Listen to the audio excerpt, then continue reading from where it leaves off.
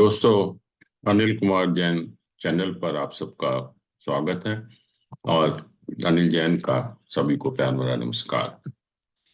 आज मैं सुबह टेलीविजन देख रहा था और सभी चैनल्स पर एक बहुत चर्चा हो रही थी कि आज मीन संक्रांति है। और मीन संक्रांति के बारे में बहुत डिस्कशन हो रहे थे एस्ट्रोलॉजर के। और सभी ये कह रहे थे कि बहुत एक खराब महीने की शुरुआत है और एक महीने तक हम कोई भी शुभ काम नहीं कर सकते। और ऐसा लग रहा था कि शायद अगर यही हम इनकी बात मान लें तो शायद पूरे मार्केट या सारी एक्टिविटीज हमारी बंद हो जाएंगी। और इस प्रोग्राम का जो उद्देश्य है कि लोगों को ज्योतिष के बारे में, जो कि एक दिव्य ज्ञान है, उसके बारे में एक सही जानकारी देना। और मैं तो एक साइंस का विद्यार्थी हूँ, आईआईटी से इंजीनियरिंग ग्रेजुएट हूँ। और मैंने इस विषय को करीब 45 साल पढ़ा है और पढ़ा भी रहा हूँ करीब 40 साल से जो है। तो मैं इसी के बारे में आज, क्योंकि ये बहुत सभी जगह ये चर्चा का विषय बना हुआ है कि मीन संक्रांति है, हम क्या करें, एक महीने तक हम कोई शुभ काम नहीं कर सकते, इसी के बारे में थोड़ी सी चर्चा करते हैं। दोस्तों, सूर्य जो सन हम कहते हैं, जब किसी भी राशि में एंटर करता है तो वो मूवमेंट हम उसको संक्रांति के रूप में जानते हैं। संक्रमण मतलब movement of sun from one sign to another sign. और सन को हमने ईश्वर कहा क्योंकि sun is a life giving planet. Sun के बिना हमारा कोई अस्तित्व नहीं है। तो इसीलिए सभी धर्मों में, सभी फिलॉसफीज में सन को ईश्वर माना गया। और सन जब राशि चेंज करता है, जैसे हम लोग अपना मकान चेंज करते हैं, नए घर में एंटर करते हैं तो सेलिब्रेट करते हैं। और सेलिब्रेट, सन हमारी आत्मा है, सन एक स्पिरिचुअल प्लैनेट है। तो हमें celebration in the form of entertainment नहीं करना, सेलिब्रेशन करना है in the form of religious and spiritual activities. और आप सभी जानते हैं कि सब लोग करते हैं। और जिस समय संक्रांति का समय होता है, उस समय सभी हम लोग अपने पूजा के स्थान पर गुरुओं के पास स्नान करते हैं, दान करते हैं, पूजा पाठ करते हैं, ये सब जानते हैं।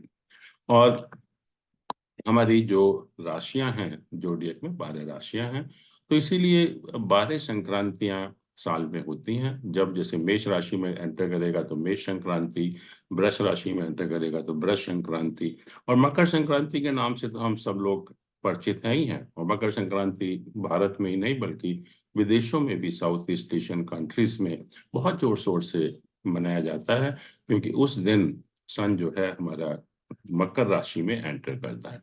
तब मैं उसकी भी बात करूंगा कि उसको एक विशेष महत्व क्यों दिया गया।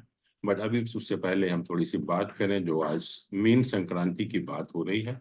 और अगर आप देखें पंचांग को, तो आज के दिन अर्थात 14 मार्च को दिन में 12:36 पर सूर्य देवता जो है वो मीन राशि में प्रवेश कर रहे हैं।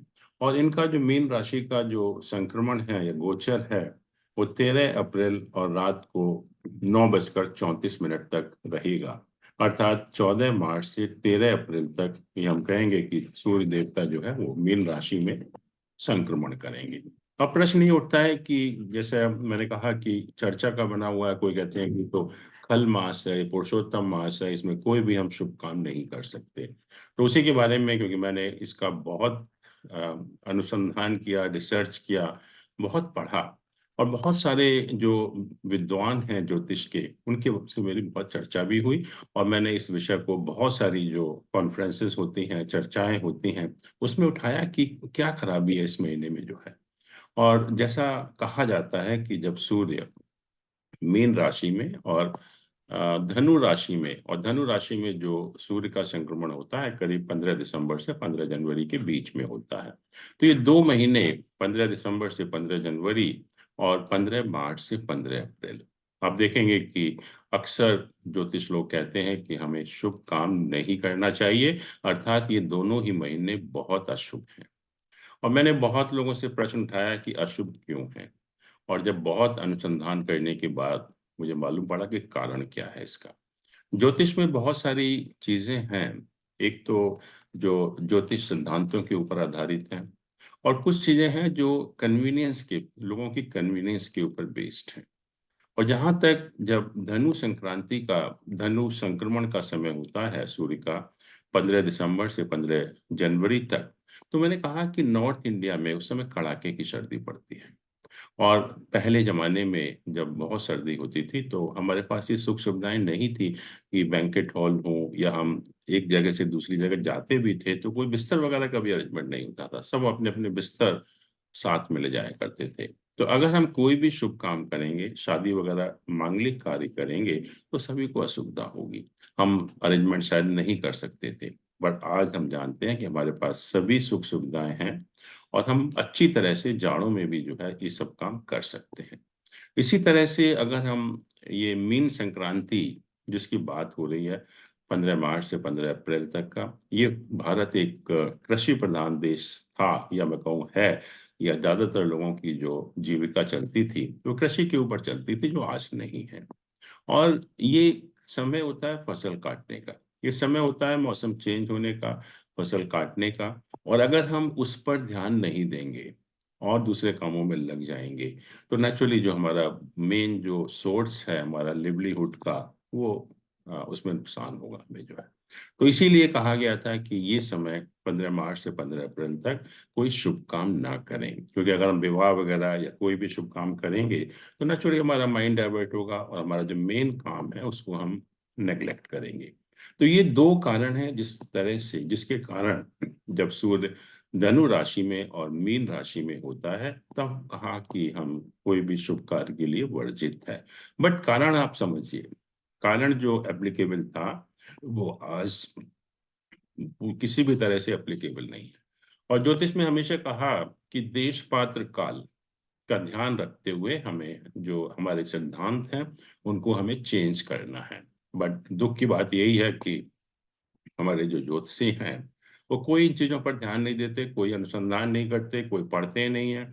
और जो परिपाटी चली आ रही है कि ये 15 दिसंबर से 15 जनवरी, 15 मार्च से 15 अप्रैल बहुत समय खराब है, ये बिल्कुल ऐसी कोई बात नहीं है, इसका कोई भी ज्योतिषी कारण नहीं है। और अगर कोई कारण है तो मैं फिर चैलेंज करूंगा लोगों को, बताएं मुझे, क्योंकि मैंने तो बहुत कॉन्फ्रेंसेस में, बहुत चर्चाओं में ये प्रश्न उठाया, लेकिन कोई ज्योतिष ने मुझे कोई ज्योतिषी कारण इसका नहीं बताया है।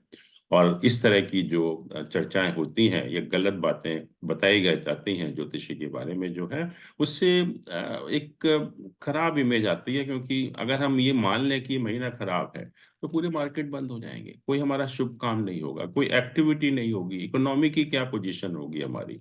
तो मेरे हिसाब से ऐसा कुछ कारण नहीं है कि हम इस समय को अशुभ कहें, बल्कि सूर्य देवता तो मीन राशि में जा रहे हैं, जिनका गुरु, जिनका जो लॉर्ड है, स्वामी है, वो गुरु है, वो फ्रेंड है आपस में जो है। ये तो अच्छा संक्रमण है, खराब संक्रमण नहीं है।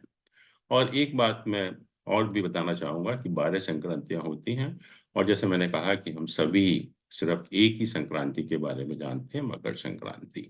उसका भी कारण है कि मकर संक्रांति को इतनी ज्यादा इम्पोर्टेंस क्यों दी गई। मकर संक्रांति को इतनी इम्पोर्टेंस देने के दो कारण हैं, एक वैज्ञानिक कारण है, एक ज्योतिषी कारण है। जैसा हम जानते हैं कि मकर संक्रांति के समय सूर्य और धरती का जो डिस्टेंस है सबसे कम होता है।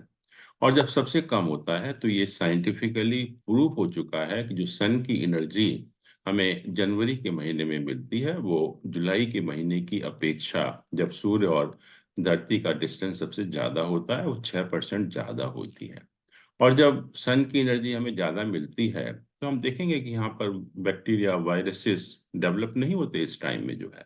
या हम कहते हैं कि नवंबर से लेके मार्च तक का जो समय है वो हेल्दी सीजन होता है, सभी हम जानते हैं जो है।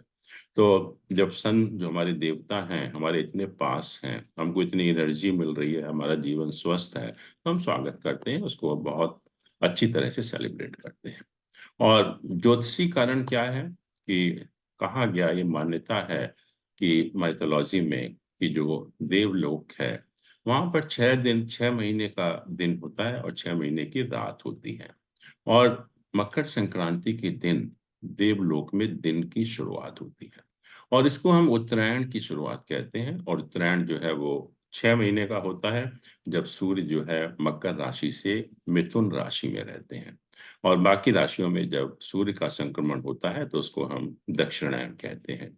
और उत्तरायण दक्षिणायन के बारे में थोड़ा सा मैं बताऊं कि आप सभी ने महाभारत सीरियल देखा होगा। भीष्म पितामह बाणों की शैया पर लेटे हुए हैं, कष्ट उठा रहे हैं लेकिन प्राण त्याग नहीं कर रहे। उनको अपनी इच्छा अनुसार प्राण त्याग करने का वरदान था। तो लोगों ने पूछा भी, तो आपने अगर देखा होगा तो उन्होंने ये कहा कि मैं उत्तरायण का इंतजार कर रहा हूँ, जब शुभ समय शुरू होगा तब मैं अपने प्राण त्यागूंगा। इसी तरह से अगर रामायण सीरियल भी अगर हम देखें तो कुंभकर्ण को कहते हैं कि 6 महीने सोता था, 6 महीने जागता था। और अक्सर लोग ये सोचते हैं कि कोई बेवकूफी का काम था, नहीं। He was a highly knowledgeable person, उसको बहुत शास्त्रों का ज्ञान था। और वो उत्तरायण समय जो शुभ समय है उसमें जागता था, और जो अशुभ समय है जो दक्षिणायन है उसमें सोता था। और मुझे नहीं लगता कि इससे अच्छा कोई मैनेजमेंट गुरु आज हो सकता है, जब अपने शुभ समय को पूरी तरह से हार्नेस करें, उसको यूटिलाइज करें, अपनी जो एफिशिएंसी है, अपनी प्रोडक्टिविटी है, वो सबसे ज्यादा उसको बढ़ाएं जो है। तो ये ज्योतिष में उत्तरायण और दक्षिणायन की इम्पोर्टेंस है। और इसीलिए क्योंकि उत्तरायण की शुरुआत होती है, शुभ समय की शुरुआत होती है, तब हम मकर संक्रांति को एक विशेष उसको रूप में मनाते हैं। और दोस्तों, यही इस प्रोग्राम का उद्देश्य भी है कि लोगों को ज्योतिष जो एक दिव्य ज्ञान है उसके बारे में सही जानकारी देना। और इसी तरह से हम जो भी आगे ऐसी चीजें होंगी उनके बारे में आपको अवगत कराएंगे। Thank you so much. धन्यवाद। नमस्कार।